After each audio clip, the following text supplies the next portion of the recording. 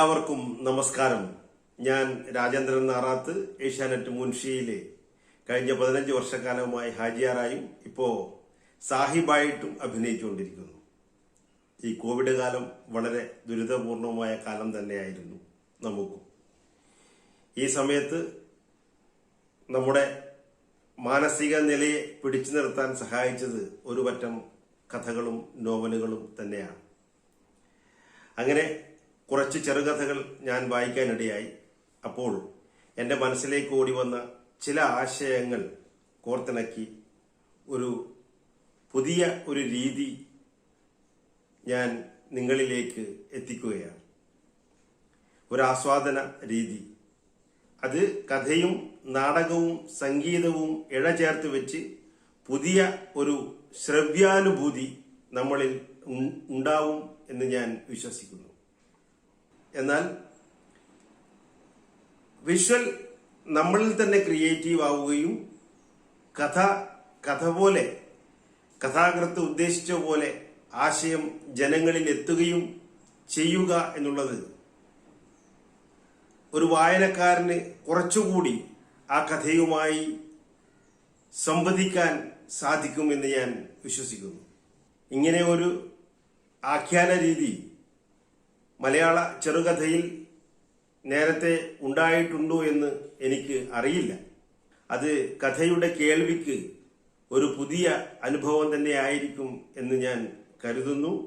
ഇതിന് എന്നെ സഹായിച്ചത് യുക്തമായ കഥാഗതിക്കനുസരിച്ച നല്ല സംഗീതം കണ്ടെത്തി അത് വേണ്ട വിധത്തിൽ സംയോജിപ്പിച്ച് വളരെ മനോഹരമാക്കി തന്നത് എൻ്റെ നാട്ടുകാരനും എൻ്റെ പ്രിയ അനുജനുമായ മനോജ് ഗോവിന്ദാണ്. അദ്ദേഹത്തിനുള്ള നന്ദി ഞാൻ ഇത്തരുണത്തിൽ അറിയിക്കട്ടെ. ഇത് ഈ കോവിഡ് കാലത്ത് എൻ്റെ മനസ്സിലുദിച്ച ഒരു കൊമേഡിയൻ ആശയമാണ്. എല്ലാവരും സ്വീകരിക്കുമെന്ന് പ്രതീക്ഷിക്കുന്നു. ഇതിനായി ഞാൻ ആദ്യം തിരഞ്ഞെടുത്ത കഥ നമ്മുടെ കണ്ണൂർ ജില്ലയിലെ വളപട്ടണം പഞ്ചായത്തിലെ ഏറെ പ്രശസ്തനായ എഴുത്തുകാരനും എൻ്റെ പ്രിയ സുഹൃത്തുമായ ശ്രീ ഇയ വളപട്ടണത്തിൻ്റെതാണ്. ഉയരങ്ങൾക്കു മീതെ ആകാശം എന്ന ചെറുകഥാ സമാഹാരത്തിലെ ആദ്യത്തെ കഥയാണ് ഇരകളുടെ ഇതിഹാസം.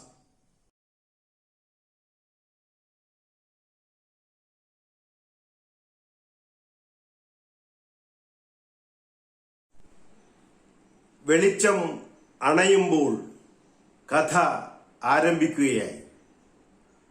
ഇനി നമുക്ക് കണ്ണടച്ച് കാതോർക്കാം. എല്ലാവരും ഇയർഫോൺ ഉപയോഗിച്ച് കഥ കേൾക്കണമെന്ന് വിനീതമായി അഭ്യർത്ഥിക്കുന്നു. ഇരകളുടെ ഇതിഹാസം.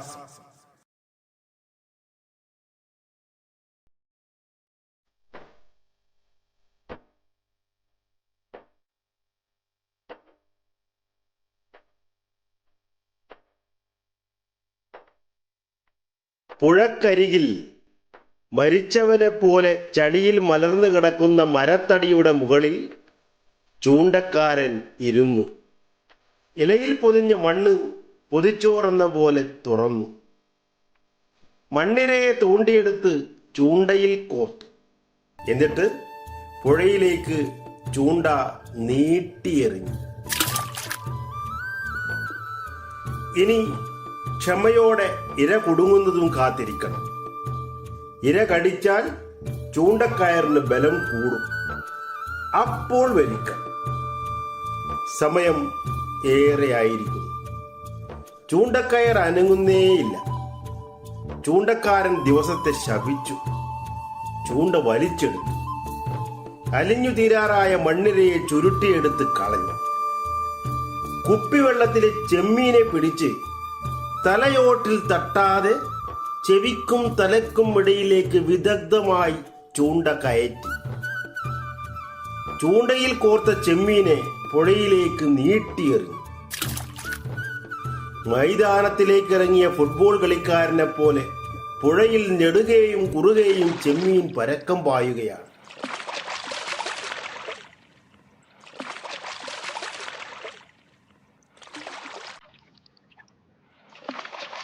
അതാ വരുന്നു ചെമ്പല്ലി.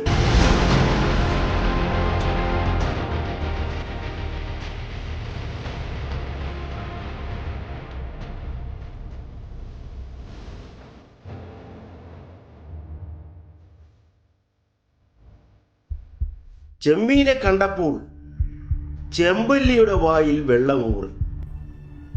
ചെമ്മീന്റെ മുന്നിലേക്ക് കയറി നിന്ന് വേട്ടക്കാരന്റെ ചിരി ചെമ്പല്ലി ചിരിച്ചു.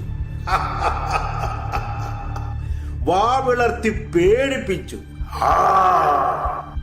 എന്നിട്ടും ചെമ്മീൻ കുലുങ്ങിയില്ല.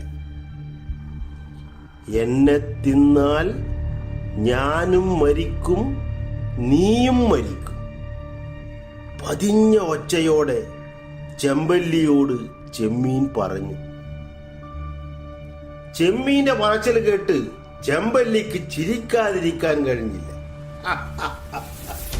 ഇതുവരെ ഒരിരയും വേട്ടക്കാരനോട് ഇങ്ങനെ പറഞ്ഞിട്ടുണ്ടാവില്ല. ഇങ്ങനെ കഥ പറഞ്ഞ് രക്ഷപ്പെടാമെന്ന് വിചാരിക്കണ്ട. അത് പണ്ട്. കുറുക്കന് പറ്റിയ അവളിയൊന്നും എനിക്ക് പറ്റില്ല.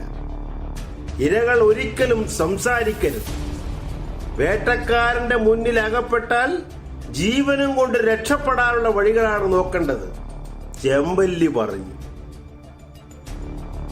ജീവിക്കണമെങ്കിൽ എന്നെ വേട്ടയാടാതിരിക്കുക, വീണ്ടും ചെമ്മീൻ ആവർത്തിച്ചു.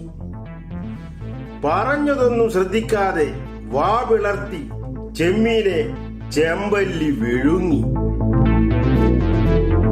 ചെമ്മീനെ വിഴുങ്ങിയപ്പോഴാണ് കയ്യിലെ ചൂണ്ടക്കയർ പിടച്ചത്. വേട്ടക്കാരൻ ഉണർന്നു. ചൂണ്ടക്കയർ ഒന്ന് അമർത്തി പിടിച്ചു വലിച്ചു. ആ വലിയിൽ ചെമ്പല്ലി നിലവിളിച്ചു.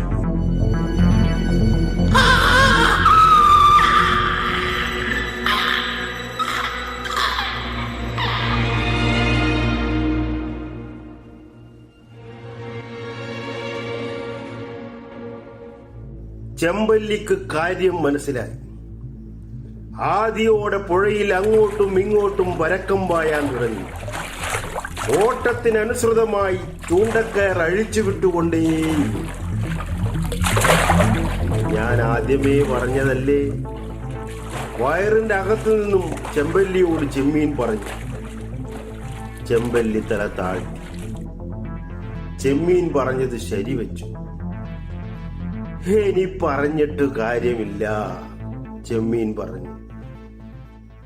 ഇപ്പോൾ ചെമ്പല്ലി തളർന്നിരിക്കുന്നു. കൈകാലുകൾ തണുക്കാൻ തുടങ്ങി. ഇടയ്ക്കിടെ കണ്ണുകൾ പൂട്ടി തുറന്നു. ബോധം മറയുന്നു. അലിയുന്ന ബോധത്തിന്റെ ഇടവേളകളിലാണ് ചെമ്മീൻ ചോദിക്കുന്നത് കേട്ടത്. നീ കേട്ടിട്ടുണ്ടോ? ചെമ്മീൻ ചാടിയാൽ മുട്ടോളം, പിന്നെ ചാടിയാൽ ചട്ടിയിൽ എന്ന്. ചെമ്പല്ലിക്കു ചിരി വന്നു. ഇരയുടെ മരണം വേട്ടക്കാർക്ക് എപ്പോഴും ആഘോഷവും വിരുന്നുമാണല്ലോ. ചൂണ്ടക്കയറിന്റെ ബലം കുറഞ്ഞപ്പോൾ മരണത്തിലേക്കാണ് ഇര നീങ്ങുന്നതെന്ന് ചൂണ്ടക്കാരൻ അറിഞ്ഞു. കൈപ്പത്തിയിലൂടെ ഇരയുടെ തൂക്കവും അറിയുന്നുണ്ട്. ചൂണ്ടക്കാരൻ ഊറിച്ചിരിച്ചു. ഇരയെ വലിച്ചു വലിച്ച് കരയിലേക്ക് എത്തിച്ചു. തളർച്ചയോടെ മരത്തടിയിൽ ഇരുന്നു. അപ്പോഴും ചൂണ്ടക്കാരന്റെ മുഖത്ത് ചിരിയുണ്ട്. ചെമ്പല്ലിയുടെ വായ്ക്ക് പുറത്തു നിന്നും ചൂണ്ടക്കയർ മുറിച്ചെടുത്തു. ചൂണ്ടയെടുക്കാൻ ശ്രമിച്ചാൽ കടി കിട്ടും. ചെമ്പല്ലി മരിച്ചിട്ടില്ല.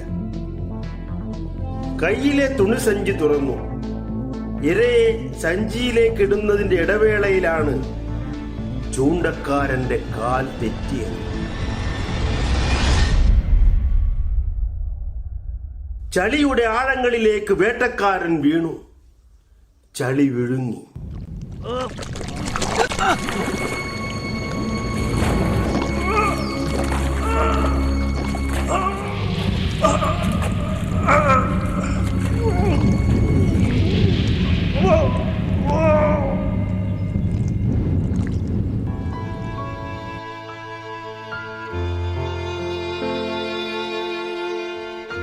എന്നെ കൊന്നാൽ നീയും മരിക്കും, ഞാനും മരിക്കും. വേട്ടക്കാരന്റെ ചെവിയിൽ ഒറ്റ ശ്വാസത്തിൽ ചെമ്പല്ലിയും ചെമ്മീനും പറയുന്നത് കേട്ടപ്പോഴാണ് ചളി കുലുങ്ങിച്ചിരിക്കാൻ തുടങ്ങിയത്.